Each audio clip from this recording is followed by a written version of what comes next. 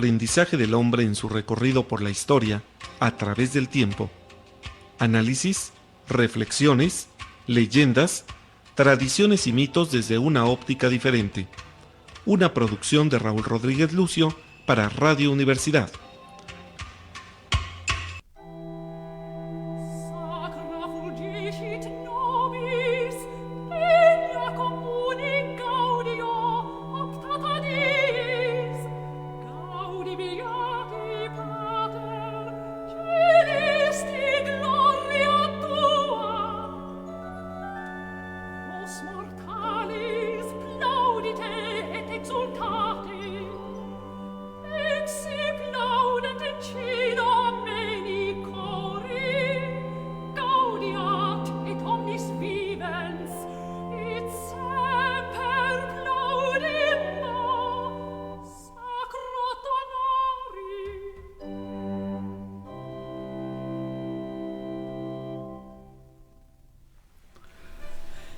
Ecos de la Antigüedad presenta nuestra serie del Jesús histórico. Me parece que esta es la cuarta parte.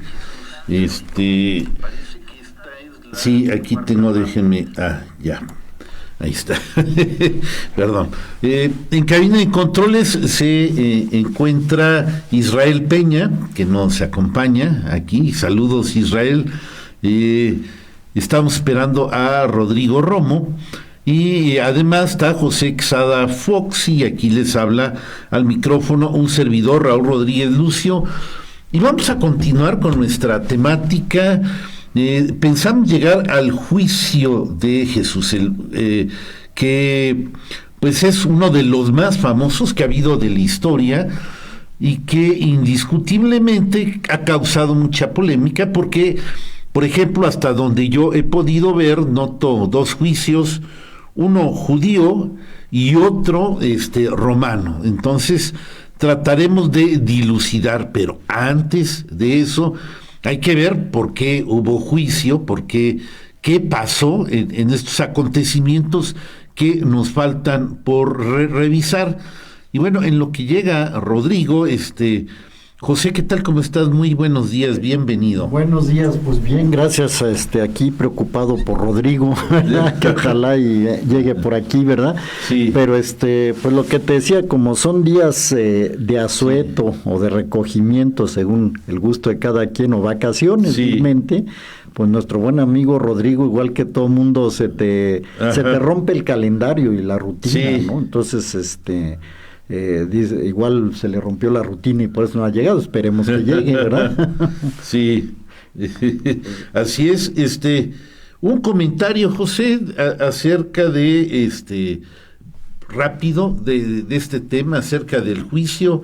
¿Qué te da a pensar? Pues lo que has dicho, justamente, que hay dos juicios, ¿verdad? Aunque esto es complicado también decir si hay dos juicios. Bueno, sí, porque en realidad parece ser una insinuación ya de sí, del Sanedrín a Pilato y una manipulación para que condene a Jesús a muerte, ¿verdad? Entonces, según se ve en los evangelios, y lo iremos explicando, pero la otra parte que has comentado es importante, ¿por qué llega a darse esta situación? Y ahí es donde vamos a estar hablando algunas cosas. Vamos a ver. Pues, ¿qué te parece si empezamos a revisar hechos? Habíamos visto hace 8 días que hay una entrada a Jerusalén, al parecer totalmente histórica, que causa revuelo, que alerta a autoridades romanas, al Sanedrín, a la gente que está dirigiendo, que causa preocupación, que hay una exaltación de Jesús como un Mesías esperado para la liberación de los judíos del yugo romano. ¿Qué nos puedes comentar acerca, y que a final de cuentas va a ser, en lo que podemos ver de los evangelios, el cargo principal para su acusación y crucifixión? Bueno, efectivamente hablamos de ese tema, faltó nada más mencionar un colofón que hay ahí, que la higuera seca, ¿verdad? Cuando entra Jesús se retira o pasa frente a una higuera y la maldice, y al otro día amanece seca. Esto pues es testimonio múltiple, es decir, también está narrado en todos los evangelios, en la mayoría, y por lo tanto es un hecho significativo. Y vamos a tratar de ir explicando esta parte, o sea, esa entrada triunfal de Jesús, que entra montado en un borrico, en un burrito, ¿verdad? Sí. Y que es aclamado y que es esperado como Mesías. La pregunta ahí sería si él y sus discípulos, ¿qué pensaban? ¿Verdad? O sea, ok, el pueblo te está aclamando, estás en una entrada triunfal como rey de los judíos, que es lo que lo condenan, ¿verdad? Pero la pregunta que yo haría es, ¿por qué hizo eso? ¿Por qué hizo? O sea, no sé si me explico, ¿no? Sí, o sea, ¿por qué llegó él? ¿Y quieres que te dé mi opinión? Dala. Sí, mira, yo veo que es totalmente adrede. O sea, está claro que en los pasajes que revisamos del profeta, esta entrada es para un Mesías davídico en son de triunfo, y pues aparentemente hasta los cuatro coinciden, pues lo hace Jesús con la intención de que él va a triunfar, va a esperar a que se haga algo, a que se junte la gente, a que está ahí una especie de un motín, que haya algo, como por ejemplo, se trata de desatar en la irrupción al templo, en fin, que ocurra algo que desate ya la purificación, la llegada del tiempo. ¿Y cómo va a hacer eso? Con una rebelión, ¿sí? Entonces, y como él, como un rey de Israel, y todo entra porque él piensa que él debe ser ese rey de Israel que los va a liberar al estilo de David, del que desciende directamente, y todo va a iniciar. Esa es mi opinión, y por eso lo hizo, por eso los cuatro lo atestiguan.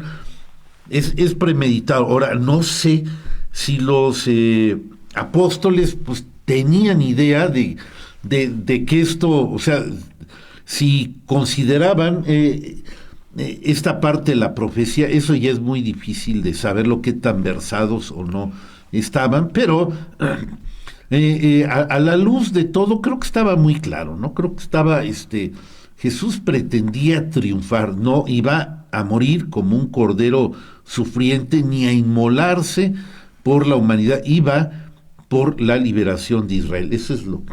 No, sí, mira, aquí es interesante lo que planteas, porque efectivamente es un hecho que trata de irrumpir algo. Ahora, sí. Hay un autor que se llama Zenén Vidal. A mí me gusta mucho su hipótesis, sí, porque él, para describir el ministerio público de Jesús, habla de 3 etapas y 3 fracasos eventualmente, ¿verdad? La primera etapa, bueno, pues es, que ya lo hablamos, seguir a Juan el Bautista. ¿Qué pasa con Juan el Bautista? Es apresado por Herodes y es ejecutado. Sí, entonces Jesús sigue una predicación del reino de Dios, que es lo que traté de explicar la semana pasada, por todo Galilea, ¿verdad? Y va él pregonando el reino de Dios. ¿Y qué va sucediendo? Que es rechazado. Primero, ¿quién lo rechaza? Obviamente las autoridades del templo, y el propio Herodes, ¿verdad? Sí. Que también ya le andaba echando ojo, ¿verdad? Entonces, pero luego también lo empieza a rechazar el pueblo ante las exigencias, por así decir, o el tipo de cambio de mentalidad que le pedía a la gente, lo empiezan a abandonar o a rechazar. Incluso sus familiares van a buscarlo porque piensan que está demente. Sí. Entonces llega un momento en que Jesús empieza a anunciar, si lo vemos en los evangelios a la mitad para adelante, empieza a anunciar a sus discípulos que hay que ir a Jerusalén y que ha de padecer.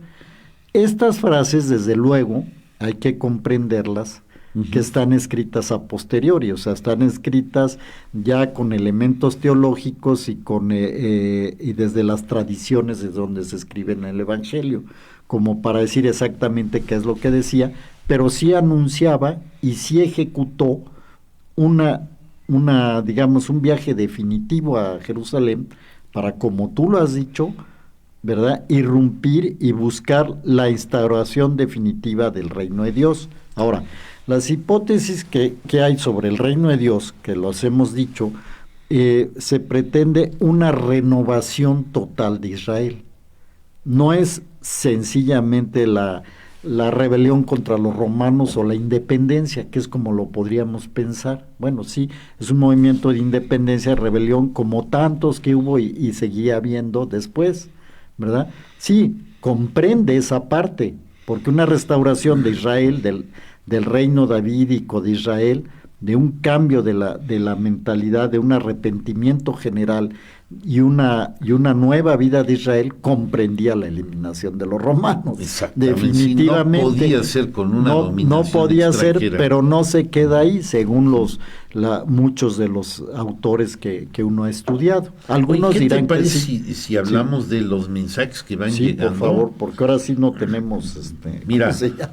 no, sí hay gente. No, pero digo, ajá, sí, no. moderador o No. como Mira, está Maggie de la Torre. Muy buenos días, saludos al panel, esperando con mucho interés la forma del juicio de Jesús. A ver si llegamos, estamos tratando de explicar lo que pasa anteriormente. Víctor Manuel Reyes desde la Ciudad de México, buenos días, atento a la transmisión, saludos Víctor. Luis Reyes Vázquez, buenos días, presente a la escucha, un saludo a los panelistas, muchas gracias. Luego tenemos a nuestro compañero Gerardo Sánchez, que nos dice lo siguiente: muy buenos días, queridos amigos. Jesús fue juzgado por dos sistemas jurídicos, uno el hebraico y el otro el romano. Existe conflicto de jurisdicción en que en cada una de las instancias Jesús es sometido por el Sanedrín y por el procurador romano Pilato. Sin duda, anomalías en el debido proceso en términos de derechos humanos. Jesús fue ultrajado. Bueno, así lo pone. No, está bien. Sí, todavía no acaba, dice, el Sanedrín lo juzgó por blasfemia, por llamarse el Hijo de Dios, y en lo político fue por llamarse Rey de los Judíos. Bueno, pues ya acabamos el programa. Sí. No, gracias, Gerardo. Sí, está muy bien. Buena síntesis. Está bien, nada más comprender que en el momento histórico que vivió Jesús, o que había estos dos sistemas jurídicos, por llamar el judío y el romano, no existía el concepto de derechos humanos. Sí. Y esto es importante, no lo digo por qué razón, porque cuando entramos a juzgar hechos históricos, pues obviamente lo hacemos desde las categorías históricas donde nosotros estamos. Claro. Entonces nosotros ya tenemos la noción de derechos humanos así como una verdad universal, por así decirlo. Claro, no quiero decir que no lo sea. Lo que quiero explicar es que ese tipo de conceptualización no existía en esa época, igual que otras. Por eso hemos entrado en debates. Oye, ¿por qué si Jesús hizo, o los romanos, o Pilato, o el propio Herodes? Sí. Pues porque había otras categorías que efectivamente una era la concepción propia del pueblo de Israel, los conflictos que esto originaba dentro del propio Israel, ¿verdad? Y la relación que tenían con Roma, que obviamente también era una civilización greco-latina, por así decirlo, ¿no? Así es. Entonces, pues muy bien los comentarios. Sí, seguimos si quieres. Mira, Jorge González de la Vega, ya en San Francisco, un fuerte abrazo, primo, saludo al staff, que tengas un feliz sábado. Saludos, primo, madrugando como siempre. Allí es muy temprano, es más temprano que aquí. Saludos desde aquí, desde Querétaro, desde Radio Universidad. Y nuestro compañero Héctor Arbizu también, Saludos a todos, venga la emoción, Raúl. Quiere que me apasione, que diga,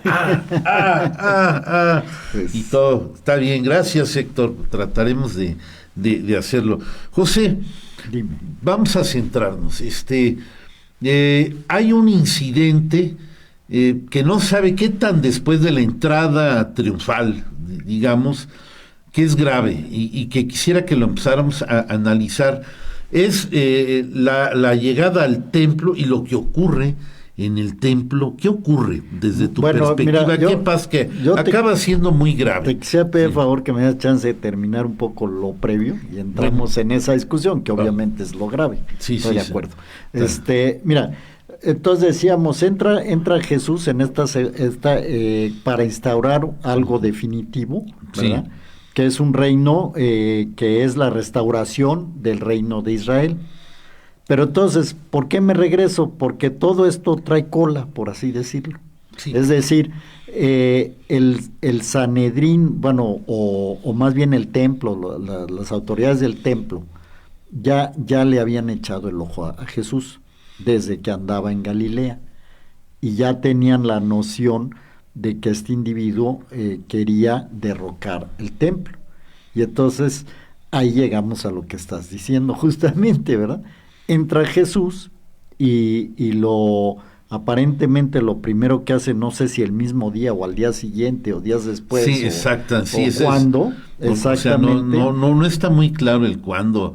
En las películas pareciera que entra a Jerusalén e inmediatamente llega al templo, lo cual yo creo que es muy difícil, ¿no? Que así ocurran dos incidentes en un mismo día, algún tiempo después X, pero llega y rompe el quizás la templo. confusión parte desde Marcos, ¿no? Porque dice, llegaron a Jerusalén, una vez ahí entró Jesús en el templo y comenzó a echar fuera a los vendedores y compradores, volcó las mesas de los cambistas y los puestos de los vendedores de palomas y no permitía que nadie transportase cosas por el templo, y les enseñaba diciendo, no está escrito, mi casa será llamada casa de oración para todas las gentes, profecía de Isaías, pero vosotros la tenéis hecha una cueva de bandidos.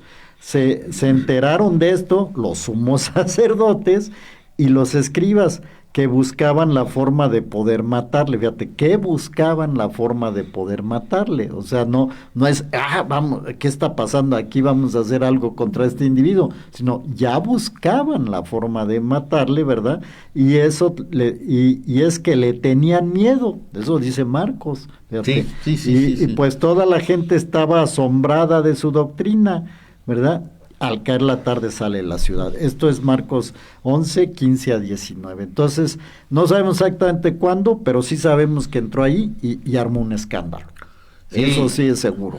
Y yo quisiera como que agregarle que digamos que los sinópticos son más o menos iguales. Sí, o sea, no, pero Juan tiene una novedad aquí, que todavía al parecer es más grave de lo que dicen los sinópticos, y si no quisiera pasarlo por alto. Mira, dice Juan, citamos Juan 2 del 13 al 23. Ajá. Dice, se acercaba la Pascua de los judíos y Jesús subió a Jerusalén. Ahí está como al principio, ¿no? O sea, no es precisamente el segundo al final. Capítulo. Es el segundo capítulo, o sea, pero habla del incidente, que es lo importante, y dice, y encontró en el templo a los vendedores de bueyes, ovejas y palomas, y a los cambistas en sus puestos. O sea, ya aquí el panorama es más amplio, ya estamos hablando de los animales que iban al sacrificio en el templo, ¿sí? Luego dice, haciendo un látigo con cuerdas, echó a todos fuera del templo con las ovejas y los bueyes, desparramó el dinero de los cambistas y volcó las mesas. O sea, ya aquí hay más detalle, y esto sí es de saber. Y luego dijo a los que vendían palomas, quitad esto de aquí, no hagáis de la casa de mi padre una casa de mercado. Sus discípulos se acordaron que estaba escrito el cielo para tu casa me devora. El celo. El celo, perdón, por tu casa me devora. Así y dice, es. los judíos entonces le replicaron diciéndole, ¿qué señal nos muestra para obrar así? Jesús le respondió, destruir este santuario y en 3 días lo levantaré. Fíjate nada más, ¿eh? Los judíos contestaron, 46 años se han tardado en construir este santuario y tú lo vas a levantar en 3 días. Bueno, aquí ya estamos como entrando en una parte en que obviamente ya se sabe que la guerra entre Israel y Roma había sido catastrófica, el Así templo es. había sido destruido y además es el último evangelista y ya digamos este último relato ya como que no va todo y termina cuando resucitó pues de entre los muertos. Se acordaron sus discípulos que había dicho eso y creyeron en la escritura y en las palabras que había dicho Jesús. Mientras estuvo en Jerusalén por la fiesta de la Pascua, creyeron muchos en su nombre y al ver las señales que realizaba. Y ya hasta aquí, digamos, hablo que en el incidente, ya en Juan viene, está todo como más completa la escena, como que todavía estuvo más caótico de lo que dicen los sinópticos. Opinión. Mira, es interesante, ahorita me agarro de esa parte de la frase que dices, destruir el templo y lo reconstruiré en 3 días. Sí. Obviamente muchos de los investigadores te dicen, esta frase fue escrita después de la destrucción del templo Sí, en el año 70. A toro pasado. A toro pasado. Pues, sí. Pero entonces queda una pregunta por hacer. ¿Aludió Jesús en su momento la destrucción y reconstrucción del templo? O sea, ponte que no haya dicho lo de los 3 días, o que lo voy a destruir Sí, yo, sí, sí. o que hay que destruirlo. Pero si su mensaje o su intención era restaurar Israel, obviamente el culto de ese templo, el culto que se daba en ese templo, ya era cuestionado por el propio Jesús. Totalmente. Y de no acuerdo, solamente sí. por él, hay que pensar en los enseños de Qumran. Claro, Se sí, habían sí. separado del culto Que se habían del templo, separado, sí, ¿verdad? sí. O sea, todos Por los supuesto, esenios, sí. los celotas, que son los que dicen, no, lo que hay que es que expulsar a los romanos, ¿no? Claro, Entonces, sí. entonces lo interesante de esa frase de Juan, que viene en el capítulo 2, que aparentemente su intención teológica, él agarra lo que ya estaba escrito en los otros evangelios y lo pasa al principio, ¿verdad? O sea, como que lo mueve del lugar, pero es que ya quiere dar la intención de que Jesús viene a instaurar un nuevo reino, un nuevo orden religioso, entonces por eso lo mete. Dice, primero hay que indicar que hay que acabar con la religión de Israel. Por eso les decía que era importante la higuera seca, ¿verdad? Claro. Como Ahora, argumento, vamos a sí. llamarlo así. Yo me iría aquí a la historia. Esto tiene un punto histórico muy importante, que es cuando Antíoco IV, el rey griego Seleucida, que quiere terminar con la religión de los judíos cuando estaba ese reino dominando a Judea, manda a poner una estatua de Zeus en el templo, manda a hacer abominaciones, quiere destruir la Torá. Aparentemente dice que hay sacrificios de cerdos, animales impuros para los judíos. O sea que el templo era un desastre cuando ya estaba la rebelión de los macabeos avanzando de manera imponente y obteniendo victorias hasta que finalmente los macabeos llegan a Jerusalén. ¿Qué hacen? Y esto es una fiesta muy importante, la purificación del templo. Hacen esta purificación, porque pues estaba totalmente, lo limpiaron, lo lavaron, echaron para abajo todas las imágenes griegas, el busto del emperador Antíoco IV, en fin, todo esto, una purificación, y al parecer, a mi modo de entender, yo creo que Jesús estaba pensando en eso, que el templo era muy impuro, porque hacía sacrificios estaba por ley escrito que tenían que hacer sacrificios o rezos hacia el emperador. En este caso era ya Tiberio, y esto pues, para muchos era una abominación, aunque fuera simbólico, porque sí los romanos los dejaban ser y hacer, pero para los judíos eso no era suficiente, y el simple hecho de que se hiciera una gracia al emperador ya lo consideraban impuro, y pues también por las cuestiones que señalan en los evangelios, quizás la excesiva comercialización que se había hecho y que ya no servía para los fines piadosos de lo que era para la instauración de la ley judía y todo, pues era necesaria una purificación. Y yo creo que estaba pensando en esto cuando irrumpe como un inicio para algo, o sea, lo primero que hay que hacer para iniciar todo este movimiento, la llegada, la instauración del nuevo reino, es la purificación del templo. Yo creo que está bien dicho, pero de manera muy violenta, definitivamente mucho más de lo que señalan en los 4 evangelios, porque recordemos que había guardia judía, había soldados judíos, y estaba la Torre Antonia precisamente ahí pegadita al templo, y ahí viene nuestro amigo Rodrigo, y pues también si había una trifulca podían intervenir. José. No, mira, a ver, antes, saludos aquí a Rodrigo. Buenos días. Rodrigo. Lo de la ley y el orden, la autoridad llega siempre tarde. Bueno, sí, pero bienvenido, de todas formas, bienvenido. Mira, perdón, pero vamos a seguir la secuencia. Sígalo. Y mira, esta irrupción violenta, o sea, bueno, sí. Pero primero el punto que dices, Jesús está en contra del culto del templo. Sí. Creo que ya por eso ya venía el problema, ya venía en Sí. camino el problema.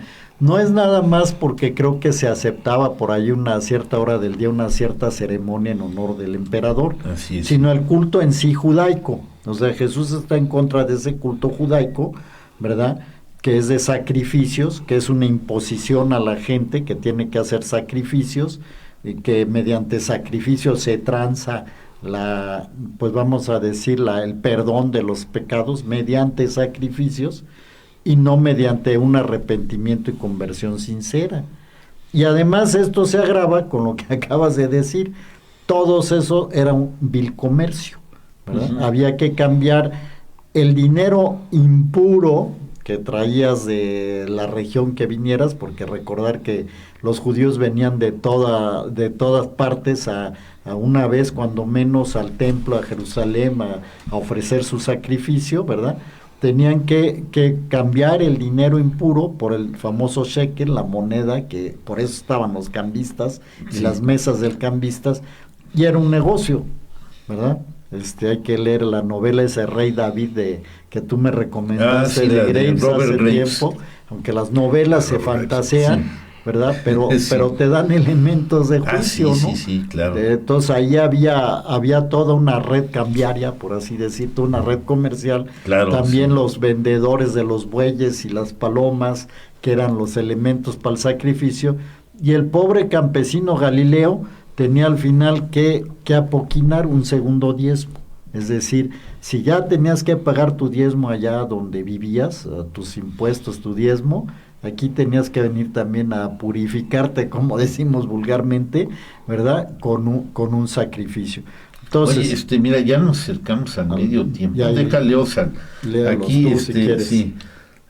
Roger A. Domingo Gómez, felicidades por su programa importante. Estos días de paz y reflexión para recordar los pasajes bíblicos, históricos, religiosos de nuestro Señor Jesucristo. Gracias allá a Roger Domingo, allá en Cancún.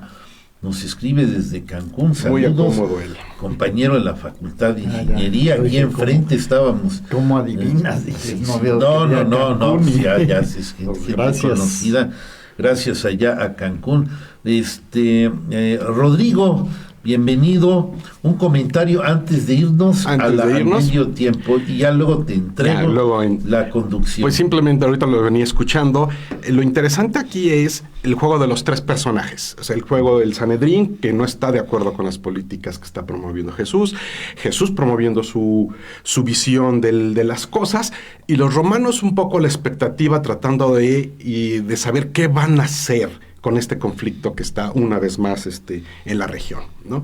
Y que eventualmente van a meter las manos en los siguientes minutos, como un capítulo de la Ley y el Orden, como decía, ¿no? Lo llevan a juicio y aquí va la autoridad romana a decir, bueno, ¿hasta dónde llego? ¿Hasta dónde no llego? ¿Qué me conviene? ¿Qué no me conviene? ¿Qué hago con este revoltoso? ¿Le hago caso a los que están? ¿O cómo impongo finalmente el orden? ¿No? Perfecto, muy, muy bien. Pues nos vamos al medio tiempo, a la identificación de nuestra emisora, un poquitín de música y regresamos ya bajo la conducción de Rodrigo Romo. Adelante, Israel. Israel, sí.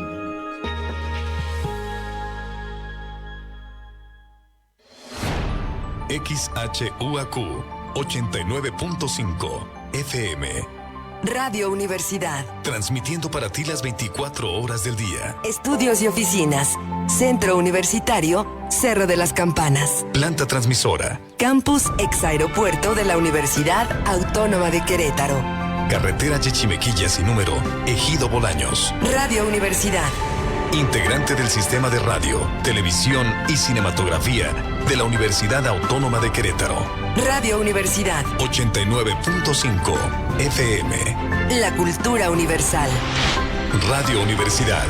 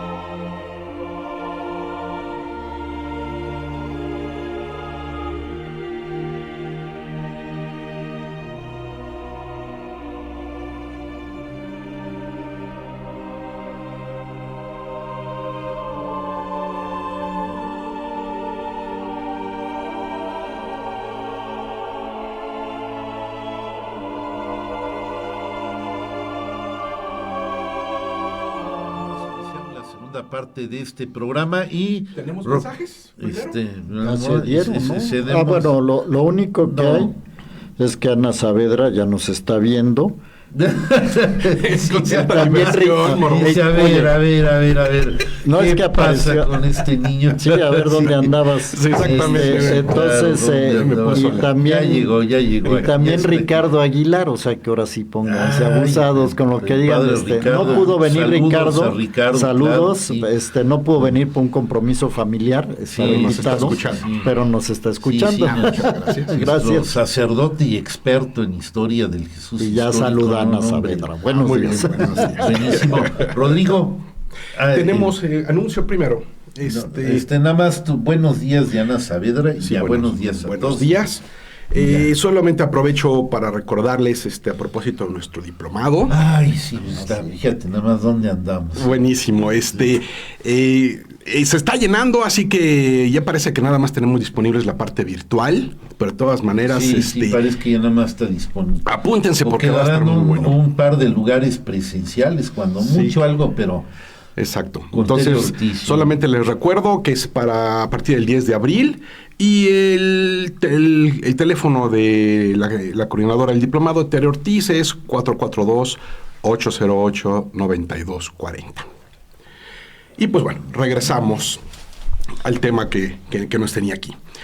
Aquí lo interesante es tratar de imaginar en ese momento, si le sacamos zoom, ¿no?, hacia afuera a lo que estamos platicando a propósito de los evangelios.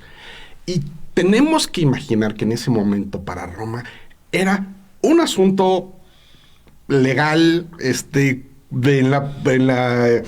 en una de las provincias pequeñas, en un lugar perdido en cierto sentido del imperio. Entonces era un asunto muy pequeño. Tenemos a un revoltoso al que presentan, al que el Sanedrín local dice, este hombre vino a maltratarnos, a hacer vandalismo en el templo. Y las autoridades romanas así de, bueno, está bien, presenten la denuncia, porque no veo de qué se trata esto. O sea, es un asunto que está en las orillas de ser importante para el aparato legal romano. Porque recordemos que ellos, lo mencionaban un poquito en los minutos anteriores, está haciendo un cambio de paradigma, está cuestionando lo que está haciendo una tradición ahí específica, están lidiando incómodamente con la presencia del imperio. ¿No? Las pautas del Imperio Romano de me van a tener que hacer sacrificios para el emperador no es algo que les cuadrara, era exactamente uno de los meollos de su incomodidad en la relación con el imperio.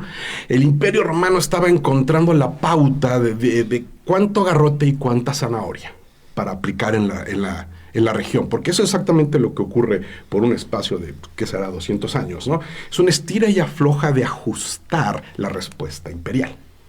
Entonces tengo este pequeño evento local de justicia penal, ¿no? Una denuncia X de un vándalo que va y maltrata a los establecidos en el templo, ¿no? Y entonces viene el momento en donde pues el Sanedrín presiona para que se tome una acción. Y esa acción es ir a agarrar a Jesús para llevarlo ante las autoridades romanas. O sea, es la denuncia, pues. ¿A quién quieres que opine, José? Mira, mi opinión es que creo que los romanos entraron después. O sea, el por qué razón lo voy a decir, Raúl, a ver si estás de acuerdo o no. En ese momento, claro que Roma dominaba ese mundo, pero concretamente en Israel había un acuerdo con las autoridades del templo. O sea, se autorizaba un sumo sacerdote, ¿verdad? Y se autorizaban autoridades del templo que, digamos, regían religiosa y políticamente a la gente. Los romanos estaban detrás, como lo dices, pero como diciendo, bueno, mientras yo no vea bronca, por así decirlo, háganse bolas con sus cosas y cumplan con los acuerdos que hay. Hasta ahí estamos, ¿no? Entonces, el Jesús que entra al templo y causa ese revuelo, que duró muy poco tiempo, porque si no ahí lo hubieran aplastado, como dice Raúl, la Torre Antonia está al lado, está en la guarnición. ¿Por qué no actuaron? Porque eso duró un rato. Y porque posiblemente fue un se resolvió, por así decirlo, o se terminó, ¿verdad? Pero sin embargo el Sanedrín, ellos sí ya se quedan con el problema. Esa es mi opinión. Ya correcto. Lo que viene es posterior, no exacto. sé si... Sí, ese es de donde íbamos. Sí, yo opino totalmente diferente. Sí, o sea, esto no es un incidente menor, de ninguna manera.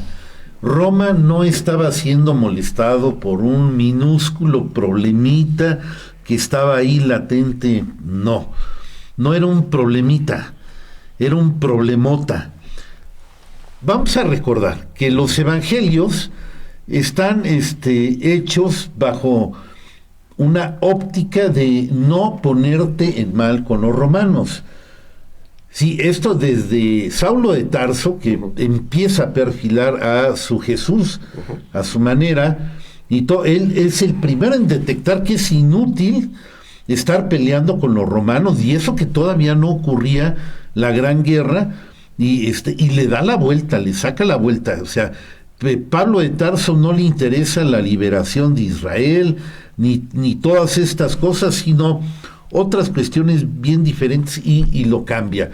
Los escritores que hacen los evangelios, Marco, Mateo, Lucas y hasta Juan, ya están con otra idea. Obviamente no pueden estar hablando de qué hicieron los romanos, o sea, porque ellos fueron los principales agredidos, y ya había una tradición de varias rebeliones desde que inicia el dominio romano en Israel. Había habido varias generaciones y guerrilleros, incluso unos hasta cuando Jesús era muy chiquito y todo, y que hemos dicho que él estaba involucrado con esas familias que se rebelan, y que es muy probable que el mismo Juan Bautista y Jesús están claros en que la idea es la liberación de Israel. Pero esto ya no lo podemos ver en los evangelios para nada, y sobre todo que pudiéramos detectar que los romanos estaban viendo, pero sí estaban viendo y sí estaban muy preocupados. Y desde mi punto de vista, la presión era de Roma al Sanedrín, que, a ver, qué está pasando aquí, porque si aquí surge una rebelión, porque obviamente Jesús estaba primero puebleando en Galilea para evitar las ciudades grandes, pues, puesto que lo que venía era totalmente o sea, de insurrencia, de rebeliones, olía, y entonces tenía que estar como escondidito de las autoridades, hasta que se da el golpe maestro, que es precisamente con estos hechos que estamos dando, es que él decide de una vez tomar el toro por los cuernos e ir a Jerusalén para que inicie el inicio de la restauración del reino, o la instauración del reino de los cielos o de Dios, porque ese es el gran momento. Entonces, Roma estaba ahí detrás. Roma llega con soldados, lo aprenden, como lo vamos a ver. Había tribuno, había soldados romanos, que esto ya lo deja ver Juan. No lo dejan ver los sinópticos, pero ya en Juan, que ya no importaba tanto. Entonces ya se admite que había soldadesca romana que lo fue a aprender, y también de la judía, puesto que obviamente el Sanedrín tenía que estar de acuerdo conforme a las políticas de Roma, porque si no perdían sus privilegios. Entonces no era un problemita, era un problemota, y si se le iba de las manos a Poncio Pilato, muy mal que le podía ir, y esa es mi opinión. Va el riposte. Yo creo que los mismos textos bíblicos dan pauta allí mismo. Si recordamos un problema masivo, la rebelión de ese Espartaco, pues bueno, ahí sí tenemos un problema en donde, bueno, fueron legiones las que tuvieron que intervenir. Sí. Fueron, bueno, crucificados a lo largo de todo el camino de la Vía Apia por cientos de kilómetros. O sea, sí. Eso es una bronca cuando la ve Roma, ¿no? Lo que mencionan aquí es un asunto de policía. Pueden haber estado ya enterados de que había algo allí, pero todavía estaba en un nivel marginal. Porque si si hubieran visto, es opinión, obviamente, no tenemos ningún registro de ello, pero si hubiera visto Roma la posibilidad de una rebelión, mete a las legiones, no mete simplemente a la guardia a agarrar a un revoltoso. Y otro punto importante, crucifican a Jesucristo, me adelanto un momentito, pues no es un spoiler precisamente, pero lo crucifican a él y a 2 ladrones. Si hubiera sido una rebelión o una amenaza a la rebelión y Roma entra, no habrían sido 3 personas, no habrían sido 3 individuos, habría sido una multitud a la que hubieran puesto como ejemplo para decir, ni lo piensen. Entonces, son círculos concéntricos, me parece. O sea, con el arreglo con las autoridades locales es donde está el conflicto, y la autoridad presente, el Sanedrín, es el que está discutiendo la mejor manera, como lo mencionaban, de eliminarlo. ¿Cómo me quito de encima a este individuo que me resulta incómodo? Que le causaría problemas a Roma, o a ellos con Roma. Exacto. Si no se deshacen de él. Exacto, o sea, si era un problema potencial, no hay discusión de ello, no creo que hubiera llegado a un punto en donde la autoridad romana hubiera tenido que movilizar sus considerables fuerzas. Me parece que es muchísimo más un asunto de policía local y el Sanedrín midiendo qué tanto quiero del conflicto. Tan así que lo vemos después con la reluctancia de Pilatos. ¿Qué hago? Sí, no, es bronca de ustedes, me lavo las manos, lo quieren, bueno, ándale pues, crucifiquen a mí no me involucren, porque muy posiblemente como pretor romano midió que no era un conflicto que le importara a Roma, no era lo suficientemente grave. Tenía que concederle, y en esto tal vez era el punto de vista de Roma, pues espacio al Sanedrín, que era la autoridad local reconocida, para decir, ok, te apoyo en con los términos en los que tú quieres, porque si esto es lo que a ti te molesta, yo estoy bien con lo que tú estás diciendo. Esa es la sensación que me da de la posición de Roma. Efectivamente, yo pienso algo similar. O sea, mira, Raúl, es claro eso que es una serie de rebeliones. Sí. Estaba yo pensando en Judas de Gamala, que es la rebelión que tú hiciste alusión. Sí. Como que esa es más sonora, o sea, lo que está descrito por el propio Flavio Josefo y otras tradiciones, es todo un movimiento que fue y que tomó Séforis y mató gente y se hizo de armas y hubo que combatirlo. Si Josefo no dice eso de Jesús, dice, bueno, es uno de tantos que se reveló, Exacto. y aquí habría que hacer, estaba pensando en la mañana, hasta alguna serie de un programa que definiéramos, de acuerdo a esa posición josefiana, todos los rebeldes que hubo en esa época, desde la época de Herodes hasta la destrucción del templo. Y entonces a Jesús se le mete en esa lista, bueno, pues como sí causó revuelo y al final fue crucificado bajo la orden de los romanos. Pero en el ranking lo mete.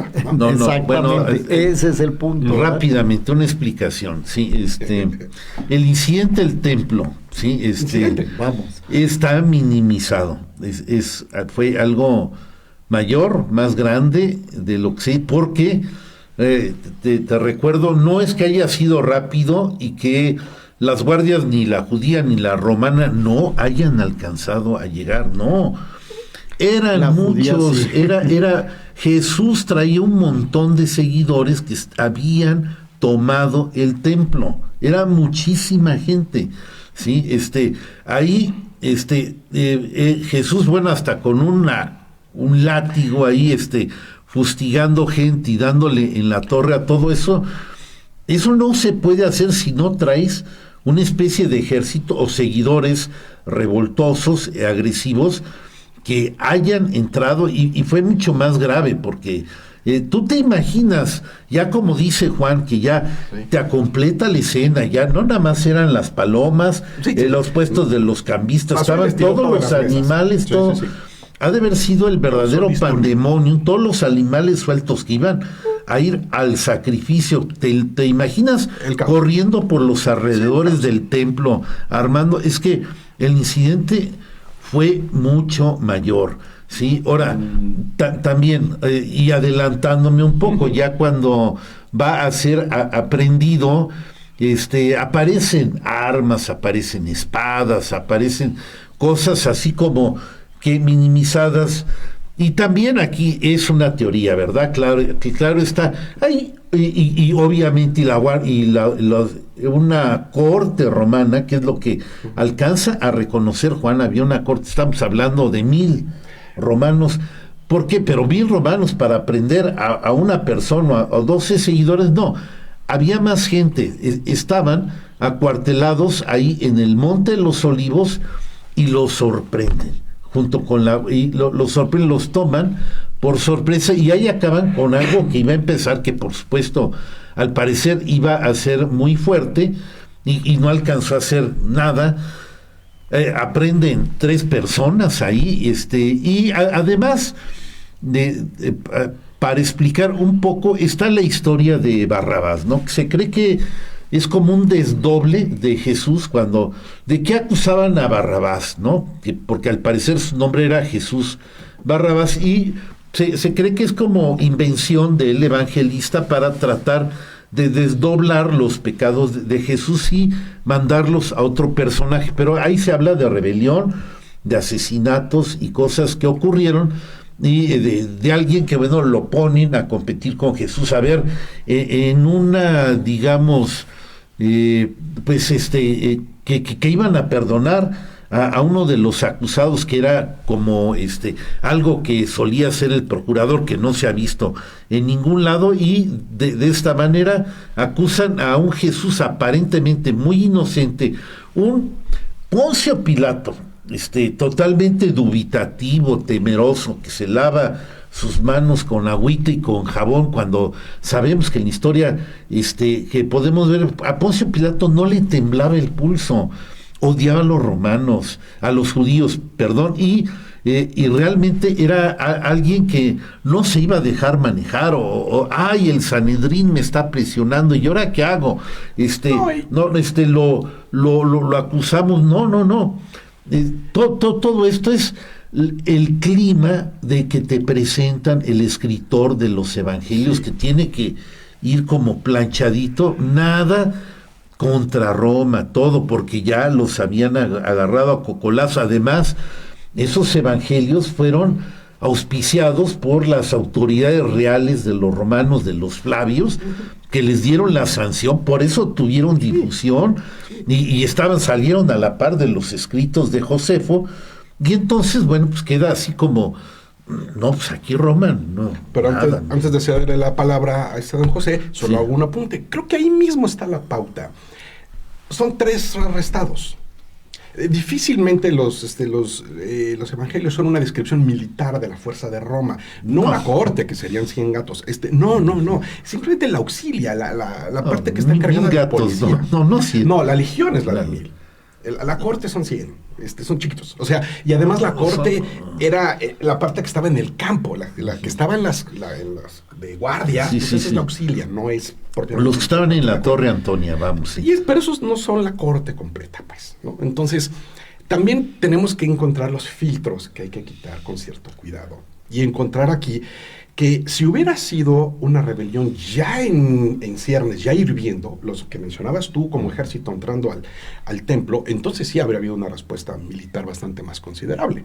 El hecho de que sean 3 arrestados y que evidentemente ninguna de las fuentes encontramos, ni en Josefus, ni en los evangelios, ni ninguna otra, que digan, agarraron a cientos y miles y los ejecutaron, da un punto de que no estaba todavía esto en un nivel que le afectara a Roma. A mí me queda claro en la imagen en que muestran los evangelios, Poncio Pilato está simplemente midiendo la acción de Roma. Si me paso de chistoso y pego de más, puedo provocar una rebelión. Si me quedo corto, me pongo en malos términos con la autoridad local, con la que inevitablemente yo tengo que tratar todos los días. Entonces está midiendo la respuesta de Roma. Aquí la pieza crítica es el Sanedrín. El Sanedrín, que es el principal afectado por el arrebato de Jesús en el templo. A mí me da más la sensación de que los seguidores estaban de mirones, porque si no, la misma autoridad local habría agarrado a más. O sea, sí veo un acto muchísimo más individualizado, menos generalizado, porque si hubiera sido una revuelta, la acción tanto de la autoridad local como la romana habría sido distinta. Habría sido mucho más abundante, habría sido mucho más enérgica, porque como tú mismo lo decías, Poncio Pilatos, como cualquier pretor romano, no se tentaba el corazón para agarrar a alguien y clavarlo en algún lado. No tenían limitaciones para hacer esa clase de cosas. Pero no actuaban tan arbitrariamente. Tenían que medir sus respuestas. Para algo imponían las leyes. Y eran bastante reticentes a actuar simplemente por actuar. Lo hacían con normalmente sustento, ¿no? Y ahí le concedo la palabra a don José. Bueno, mira, es que hemos dicho varias cosas a la vez, ¿no? Lo primero es comprender que los evangelios son escritos con un fin teológico, exactamente, ¿verdad? Y que tienen una interpretación a la luz de resurrección de Jesucristo, de su mensaje y lo que pretendía Jesús. Que vámonos, ya no Jesucristo, vamos a Jesús de Nazaret, ¿verdad? Pretendía la restauración del reino de Dios, que como lo dije al principio, comprende sí la parte política, pero no es solamente la parte política, ¿verdad? Entonces el problema era más de origen religioso y los afectados en primer término era el templo y sus guardianes y todo eso. Exacto. Que a los romanos les preocupaba que pues no hubiera rebeliones. Tú dijiste como policía, algo así, ¿verdad? Sí, o sea, mientras hay una revuelta ahí, sí fue una revuelta escandalosa, de eso estamos de acuerdo. Sí hay escándalo. Porque está plasmada en todos lados. Si hubiera sido una cosa, no digo es que un ratito y tiré por ahí unas monedas, ya no, hizo un vandalismo suficiente. Se armó una buena ahí, que debió de haber intervenido la policía del templo y obviamente los romanos han de haber dicho, caray, fíjate qué está pasando por ahí. Algo pasó aquí.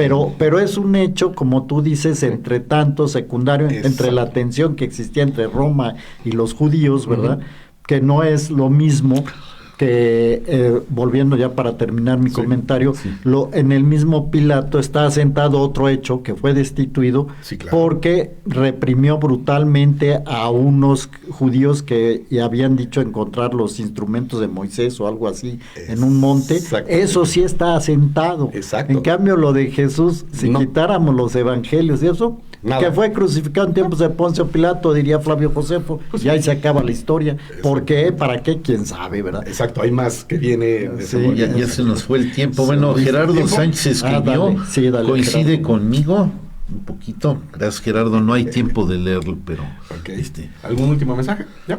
No, pues... No, ya para variar, no nos alcanza el tiempo para la discusión. Es demasiado divertido y vamos sábado a continuar.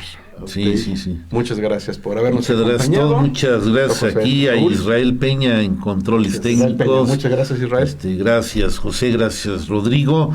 Pues, Continuamos. vamos a seguir con esto en la semana de Pascua, la semana que entra. Que disfruten sus vacaciones y nos vemos hasta la próxima.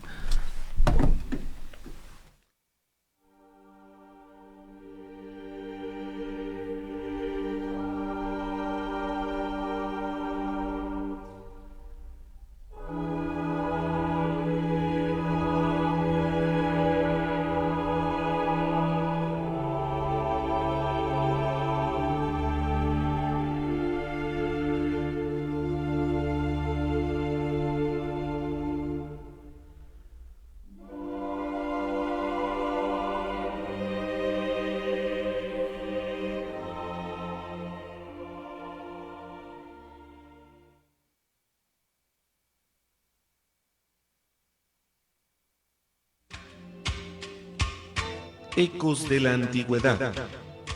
El aprendizaje del hombre en su recorrido por la historia a través del tiempo. Análisis, reflexiones, leyendas, tradiciones y mitos desde una óptica diferente. Una producción de Raúl Rodríguez Lucio para Radio Universidad.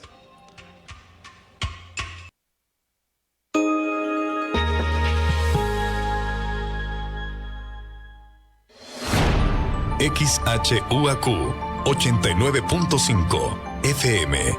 Radio Universidad. Transmitiendo para ti las 24 horas del día. Estudios y oficinas.